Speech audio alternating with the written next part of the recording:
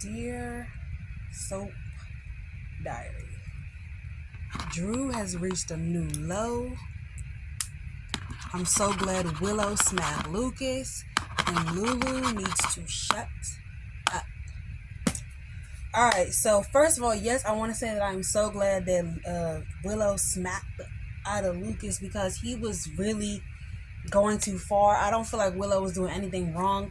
She was literally telling Drew to stay away from her and showing Drew like there's nobody coercing her this time. There's nobody in the way this time. There's nobody leading and guiding her. This is my decision. I want you to hell up out of my life. You ruined it. Get the hell on. The only reason she softened towards him a little bit is because he got that call about Scout being missing. Okay? And Lucas, I feel like, took it way too far. He just been so smug and stinky lately. Like, ooh, I'm so sick of him. Like, I'm very sick of him. They want us to hate him. Like, is that the goal? Is that the point? Because I'm already there. Okay, I'm already there, and I don't need anybody's help to get me to the point where I hate Lukey. All right. And Willow's actually gonna go over there and thank him for his help. That's the crazy part about it. He was so snarky, so rude, so mean. And talking about how she looks pathetic. And Willow was like, you're policing me so you can go tell your sister and Michael because you're a freaking tattletale. And he's like, wow, with those persons. He's taking it too far. Lucas never gave total and complete, like, bitchy attitude. Like, he never gave that. This guy is taking it too far with this bitchy attitude. He would have been, the original real Lucas would have been like, Willow, I think you're wrong, you know? But I guess it was all to make her angry enough to smack the hell out of him because she did. And you know he's going to press charges on her. And he's going to make her look bad so she'll be able to get her kids back. I can't stand that BI. Lucas is so annoying. He talked about how hard it is to lose Wiley, blah, blah, blah. I'm glad you lost Wiley because you're very annoying. This Lucas, other Lucas deserved it. You did. Other Lucas deserved to be with his son. You don't. And she really chose these people to be the parents to her child, her original child. Speaking of child, Drew's child goes missing, and the child is Scout. Apparently, Scout is 12 now. That's all I got from yesterday's episode. Literally, that's it. Scout 12. I think I'm gonna start taking Mondays off, so don't look for a review from me on Monday, but look for me on Tuesday. Look for me, lost in the whirlwind, 96 bunny cloud, me in the group. Okay, doing 85 when you drop. Okay. So, yeah, that was the first thing I wanted to address. Scout, Danny's been sneaking to go see Scout at camp, and, he ended up taking her home because he's like, look, she misses this family. She misses being with her brothers. This is not what my mother would have wanted. This is not the way that things were supposed to go. Like, we cannot let this continue. And he's like, she begged me to take her home. I couldn't tell her no because I'm her big brother. I'm supposed to be looking out for her. So Jason finds out she's there. Honestly, when Danny first said he had a guest at the house, I thought, he was gonna have a little girlfriend storyline. But I'm glad it was Scout. And Jason finds out, and he talks to her about it, and then he calls Alexis, like, Alexis, come over here. I need you to see what's what. And Alexis comes over, and that she wants to be with her too. She wants her granddaughter in her life. Like, she loves this baby. It's like having a piece. It's like having Sam back. It's like being able to raise Sam again, which how she wasn't. So she's not gonna go down without a fight. So they send the kids to the stables, and Jason and Alexis talk, and then Jason takes takes Danny so that Alexis and Scout can speak to each other. And Scout's basically like, look, I'd ask my dad all the time, if I can go over here. And he always says, yes, you can come over. But then he'd be like, oh, I got something going on at work. Drew is being spiteful. He does not want that baby to see her family because he's being spiteful. I'm sick of him. She's like, I really miss my family. Like, I really miss living with Rocco and Danny. Like, I already lost my mother. I don't live with Dante anymore. Like, can I please have some semblance of normalcy and stability, Dad? So, Alexis meets up with Marco, baldhead self. City Junior baldhead self, and they talk about her custody case, and he's basically like, I don't know, I don't think you really have a case because Drew is powerful, and he Drew's powerful, and you don't want to like make an enemy of him, and then you really never see your granddaughter. And so she's like, dang, everybody's saying that I can't see my kid, but I can't see my grandkid, but she really feels like, I don't know, they could work. Like maybe they could set a new precedent.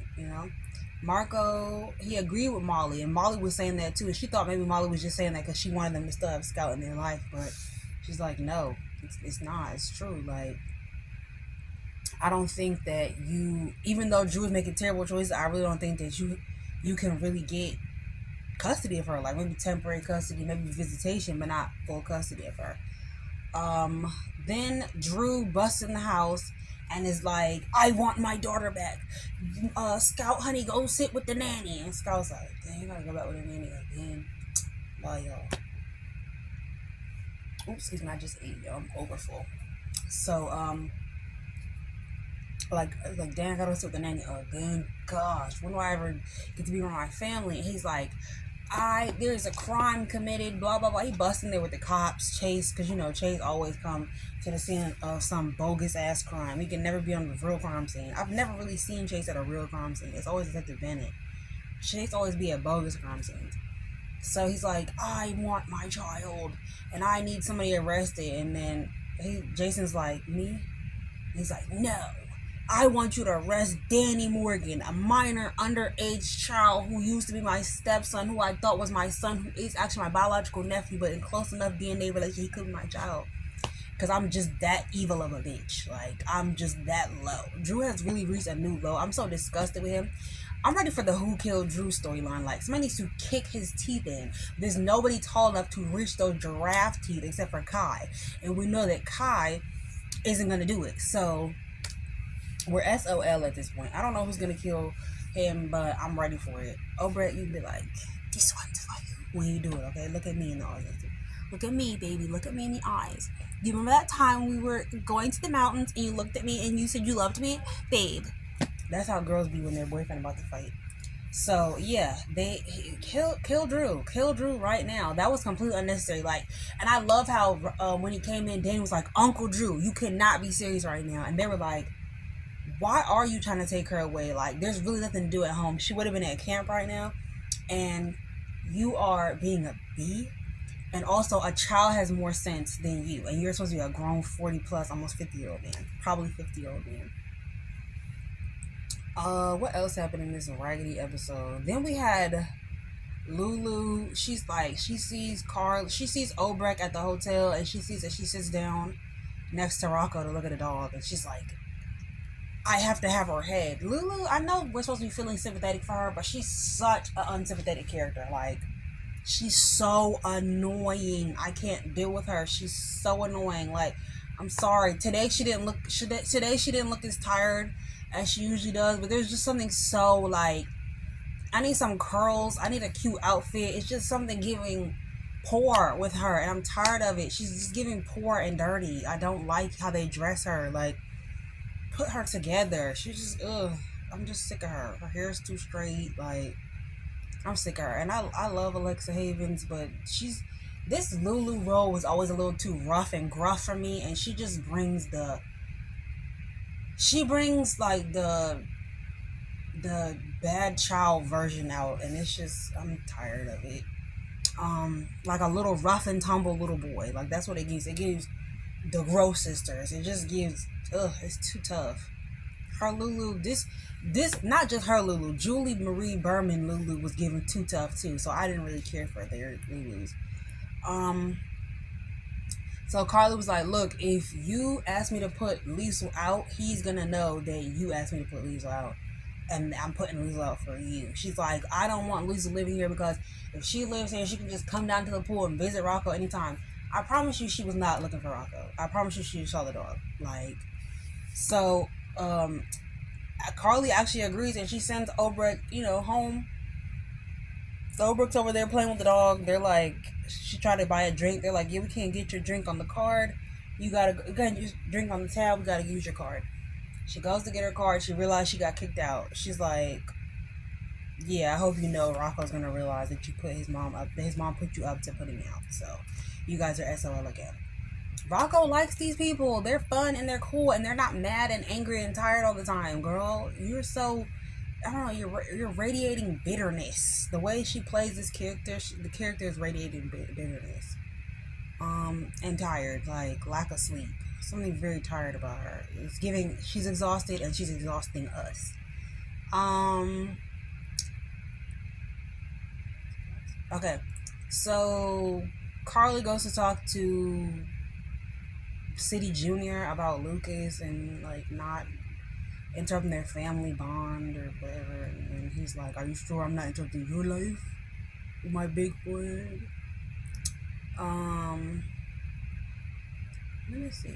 Drew is desperate trying to get Willow back, and you already know he was about to try to use this scout situation to make it seem like there's a problem. He might even ask her like, "Oh, Scout was missing, and she really wants you to come over." All type of stuff. Actually, bring her to the hospital and just leave her there. How about that? Um, yeah. Speaking of the dog, nobody's speaking of the dog. I just had to think of something to get us to the next portion. So Anna talks to her granddaughter. She talks to Chase.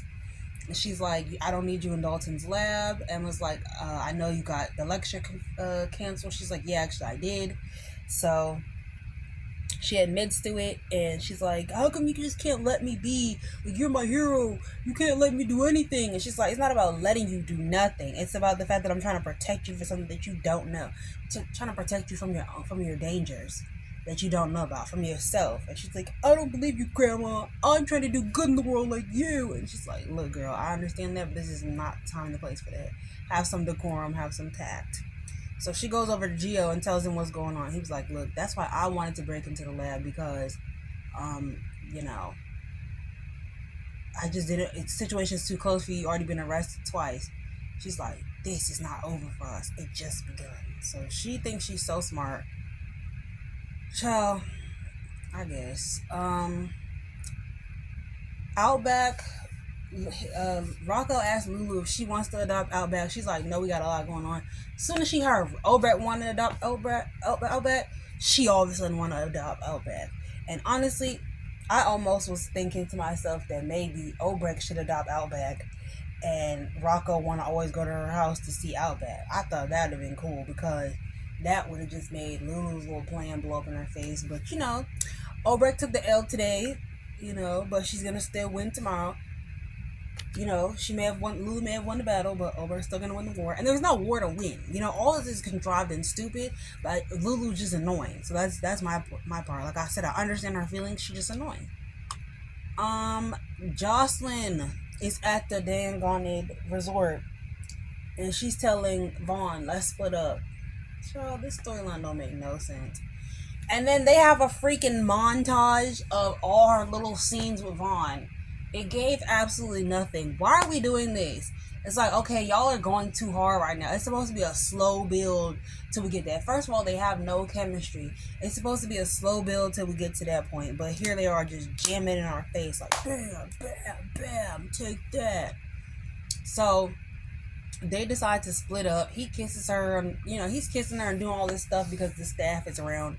She's like, "Is that necessary?" Now she's staring at the bed, thinking about him and the moments of nothingness they've had, like him flipping on her back, him choking her out, him popping up on her, him kissing her for absolutely no reason, him calling her names. Like, yeah, that's real love right there.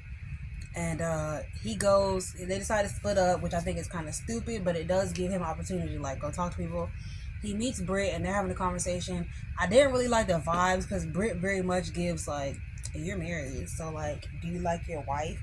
Um, she wouldn't be happy if you were here. Well, since you say she's cool with it, let me take off my clothes and we could get it popping." Like, Britt was giving side chick vibes at the pool, and it didn't give. Like, it wasn't supposed to be that way, but hey, she was giving side chick vibes. She always gave like jealous, haterish vibe toward other women. She got to get that together. It's giving male centered. I don't like it. Then there was, and then to my romantic moments between them. There was no romantic moments between Joss and Vaughn. And then she comes out, she sees them flirting. She gets jealous because now she's supposed to supposedly like Vaughn. And then she turns around and we realize that it's Britt. Meanwhile, Britt's giving Vaughn all the details about the place. And Josh realizes that it's Britt and's like, oh my god, she's supposed to be dead.